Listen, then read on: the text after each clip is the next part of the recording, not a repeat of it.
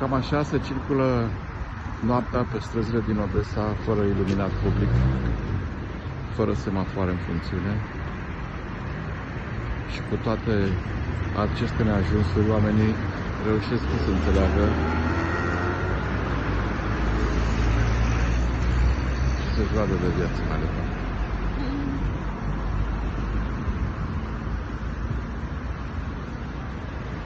Nu se văd, dar după copaci sunt blocuri care nu au lumină. Nici acolo câte o lanternă sau o lumină. Niște magazine de la colț de stradă în beznișele, oamenii își prind băcăței sau cărucioare cu copii. Cum necum, viața merge mai departe.